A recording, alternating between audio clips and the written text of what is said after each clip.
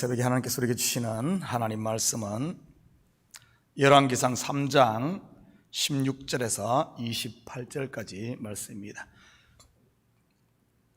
저와 여러분이 한 절씩 교독합니다. 그때 창기 두 여자가 왕에게 와서 그 앞에 서며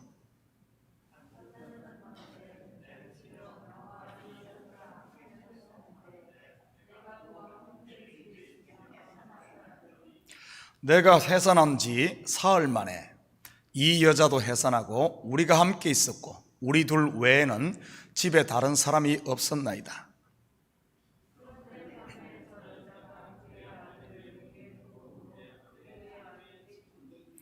그가 밤중에 일어나서 이 여종 내가 잠든 사이에 내 아들을 내 곁에서 가져다가 자기의 품에 누이고 자기의 죽은 아들을 내 품에 뉘었나이다.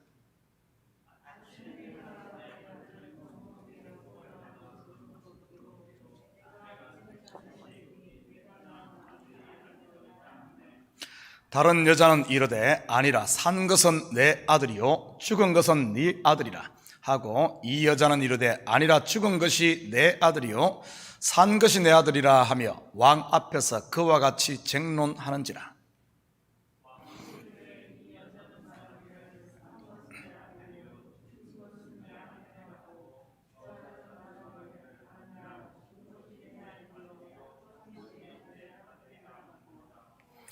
또 이르되 칼을 내게로 가져오라 하니 칼을 왕 앞으로 가져온지라.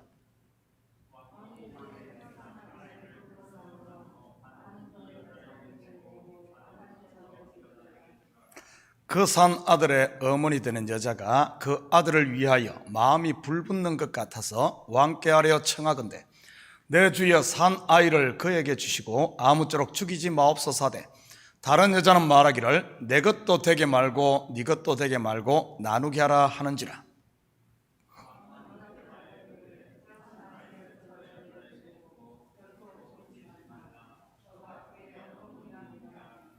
함께 읽겠습니다. 온 이스라엘이 왕이 심리하여 판결함을 듣고 왕을 두려워하였으니 이는 하나님의 지혜가 그의 속에 있어 판결함을 봄이더라. 아멘. 좋은 아침입니다. 우리는 어제 새벽에 솔로몬이 드린 일천 번제와 그리고 그가 받은 지혜 속에 담긴 복음에 대해 살펴보았습니다. 이것을 우리 속담 지성이면 감천이다 식으로 알고 계신 분들이 의외로 많다고 했습니다. 솔로몬의 정성이 하늘에다 그가 지혜뿐만 아니라 부귀 영화까지 두 마리 토끼를 다 잡았다고 말이지요. 그러면서 우리도 일천번제 지성을 들여 복받자 식으로 말입니다. 그래도 복을 받지 못하면 정성이 부족해서 그러니 더 열심히 하라고 푸시하지요. 그것 아니라고 했습니다. 오히려 정반대이지요. 큰 것, 위대한 것, 화려한 것 쫓던 솔로몬이 하나님을 만나자 자신의 실체 곧 자신이 아이임을 알고 듣는 자가 되는 것, 그것이 바로 참된 지혜라고 했습니다. 땅에서 큰 자는 하늘에서 작은 자가 되고 땅에서 작은 자는 하늘에서 큰 자가 되는 것입니다. 하나님을 만난 자만이 작은 자가 될 수 있지요. 그것이 솔로몬만의 일이겠습니까? 아닙니다. 이러면 이러리라 고백하며 마지막 아들인 베냐민을 포기했던 야곱도 마찬가지 아닙니까? 자기가 할 수 있는 것이 아무것도 없음을 알고 손을 펼 때 잃었던 요셉을 포함해 13 아들을 얻지 않습니까? 바로 요셉이 애굽에서 낳은 므낫세와 에브라임도 자기의 아들로 삼았으니 13이 된 것이지요. 이것이 바로 하나님의 지혜라고 사도 바울은 소개합니다. 이름으로 얻는 십자가의 비밀 말이지요. 고린도전서 1장 22절에서 24절입니다. 유대인은 표적을 구하고 헬라인은 지혜를 찾으나 우리는 십자가에 못 박힌 그리스도를 전하니 유대인에게는 거리끼는 것이요 이방인에게는 미련한 것이로되 오직 부르심을 받은 자들에게는 유대인이나 헬라인이나 그리스도는 하나님의 능력이요 하나님의 지혜이니라. 오늘 읽은 본문은 성도들뿐만 아니라 믿지 않는 사람들까지도 알고 있는 솔로몬의 재판입니다. 같이 살펴보면서 하나님의 지혜가 어떻게 나타나는지 같이 보십시다. 16절입니다. 그때 장기 두 여자가 왕에게 와서 그 앞에 서며 지혜와 부귀와 영화를 모두 가진 솔로몬 왕 앞에 주어진 첫 번째 재판, 누구에게나 처음이 중요하듯 솔로몬 또한 마찬가지였을 겁니다. 누구보다도 큰 것을 좋아했던 솔로몬 아닙니까?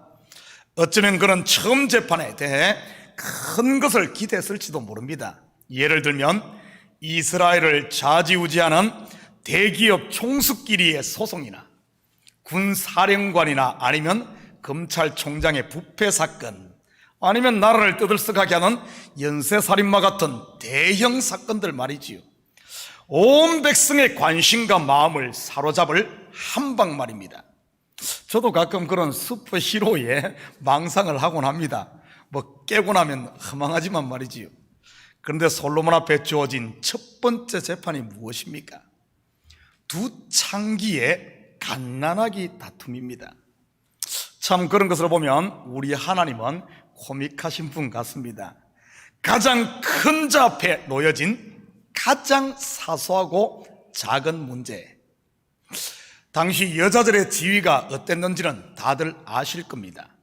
거기다가 창기들이라니, 그것도 창기들이 아버지가 누군지도 모르는 사생아를 놓고 다투는 재판.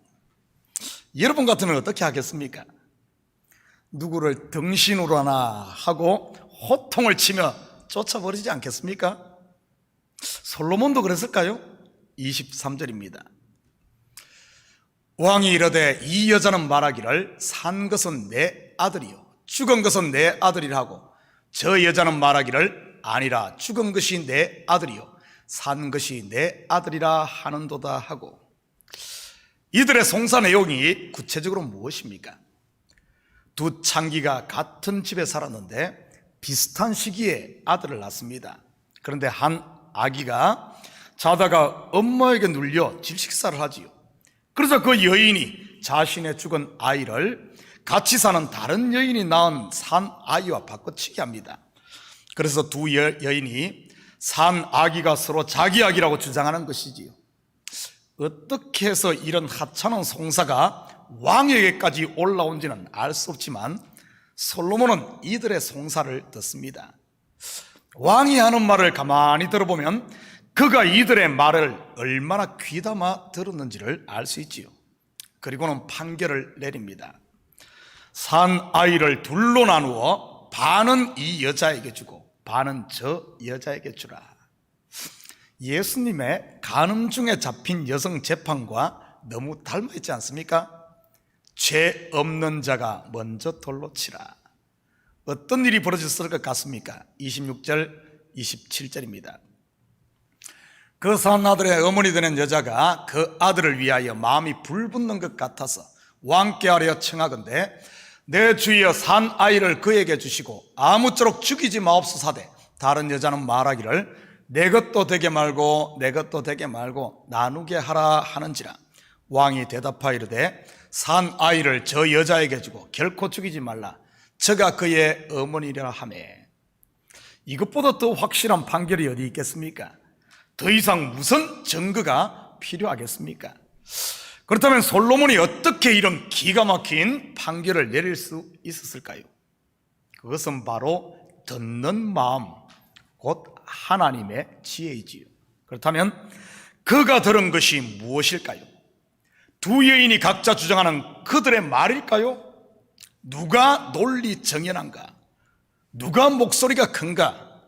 누구의 말이 더 감동적인가? 아니면 누구의 말이 더 설득력 있고 누구의 말이 더 진실한가? 아닙니다. 솔로몬이 들은 것은 입에서 나오는 그들의 말이 아닌 바로 그들의 마음에서 나오는 양심의 소리, 곧 어머니의 긍휼인 마음의 소리를 들었던 것이지요. 그런데 우리가 좀 더 깊이 살펴보아야 할 것은 한 나라의 왕인 솔로몬에게 이 송사만 있었을까요? 아닐 것입니다. 아마 수많은 크고 작은 송사 사건들이 매일 올라왔겠지요. 그런데 성경 저자가 그 많고 크고 중요한 송사 사건들 대신 왜 이 두 창기의 사건을 이렇게 성경에 기록한 것일까요? 제가 열왕기상 서론 공부하며 언급했듯이 이 열왕기상은 바벨론 포로 때를 살았던 예레미야가 기록했을 가능성이 크다고 했습니다. 그렇다면 이 열왕기상의 1차 수신자가 누구였을 것 같습니까? 바로 바벨론 포로로 잡혀가고 있는 이스라엘 백성들이지요. 이미 북이스라엘은 아수르에 망했고 남유다도 지금 바벨론에 의해 멸망하고 있는 것입니다. 그렇다면 먼저 이 창기들의 송사 이야기에 나오는 두 창기는 누구를 말하고자 하는 것일까요? 자기들의 참 남편 되시는 하나님의 그 큰 은혜와 사랑을 받고도 다른 남편인 우상을 쫓아간 북이스라엘과 남유다를 말하는 것은 아닐까요? 어미에게 깔려 죽은 아들은 벌써 망해버린 이스라엘을, 왕의 심판의 칼 앞에 죽을 위기에 놓인 또 한 명의 아기는 바로 유다를 말하는 것이고요. 그런데 이런 창기들의 소리에 누가 귀를 기울입니까? 바로 지혜의 왕 솔로몬입니다. 그냥 그들의 입에서 나오는 말을 듣는 게 아닌 마음의 소리를 말이지요. 성경 저자는 이 이야기를 통해 비록 이스라엘과 유다가 이미 창기가 되어버렸다 할지라도 그들의 신음소리를 듣고 계신 하나님이 그들과 함께 계심을 말하고자 하는 것이지요. 사실 본문의 이야기는 지금 우리 속에서 일어나고 있는 일이기도 합니다. 만물의 창조주이신 하나님이 매일 세상과 짝하며 이리 넘어지고 저리 넘어지는 마치 창기와 같은 저와 여러분의 마음속 깊은 곳에 아픔을 듣고 계시다는 이 이야기지요. 모두가 잠든 이 새벽 교회에서 그리고 가정에서 홀로 기도하고 있는 여러분의 작은 신음소리까지, 여러분의 마음의 부르짖음까지 듣고 계신 왕이 있음을 믿으시기 바랍니다. 이 이야기를 통해 놓치지 말아야 할 또 하나는 죽음을 눈앞에 둔 자녀를 향한 어머니의 마음입니다. 바로 이 어머니의 마음이 지금 포로로 잡혀가고 있는 이스라엘을 향한 하나님 아버지의 마음이라는 사실이지요. 지금 이스라엘 백성들의 마음을 가득 채우고 있는 마음이 무엇이겠습니까? 하나님이 살아계시다면 어찌 이럴 수 있을까 하는 의문과 원망 아니겠습니까? 이러한 백성들에게 이 이야기를 통해 하나님의 마음을 보여주는 것이지요. 심지어 창기조차도 자기 자식을 이렇게 사랑하는데 하물며 내가 어찌 너희를 잊겠느냐 하는 말이지요. 더 나아가 구속사의 관점에서 본문은 무엇을 말하는 것일까요? 자기의 자식을 살리기 위해 자식을 포기하시는 어머니의 마음은 바로 하늘 아버지의 마음인 것이지요. 바로 저와 여러분을 살리기 위해 독생자 예수 그리스도를 십자가에 내어주시는 하나님의 마음 말입니다. 오늘 본문의 이야기는 단순한 솔로몬의 지혜를 드러내는 영웅담이 아닙니다. 바로 죄인을 구원하시는 하나님의 지혜를 말하는 것이지요. 유대인이든 헬라인이든 세상 그 누구도 상상조차 할 수 없었던 아들을 내어줌으로 창기와 죄인과 이 세리들을 구원하시는 십자가의 지혜 말이지요. 계속해서 28절입니다. 온 이스라엘이 왕이 심리하여 판결함을 듣고 왕을 두려워하였으니 이는 하나님의 지혜가 그의 속에 있어 판결함을 봅니다라. 우리가 그렇듯 솔로몬 또한 온 백성이 열망하는 슈퍼히로적인 한방을 기대했을 것입니다. 그런데 하나님은 그런 솔로몬에게 그의 기대와는 정반대의 송사를 맡겼지요. 아무도 관심 갖지 않을 것 같은 창기들의 송사 말이지요.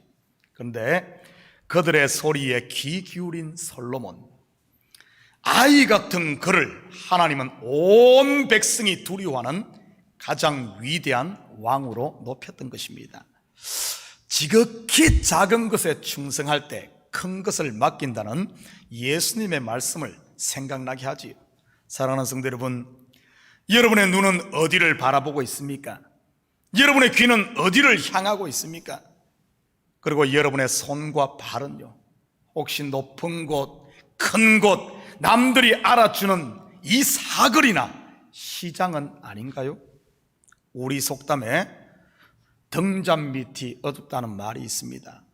혹시 우리의 눈이 높은 곳, 먼 곳만 바라보았다면 이 새벽 우리의 시선을 지금 하나님께서 우리에게 붙여주신 가까운 가족에게, 가까이 있는 직장 동료에게, 그리고 함께하는 이 참교회 공동체 형제 자매들에게 귀를 기울이시고, 더 나아가 서로의 마음에 역사하고 계신 성령의 세미한 소리에 귀 기울임으로 함께 하나님의 나라로 지어져가는 이런 참가족, 아름다운 공동체 될 수 있기를 주님의 이름으로 축복합니다.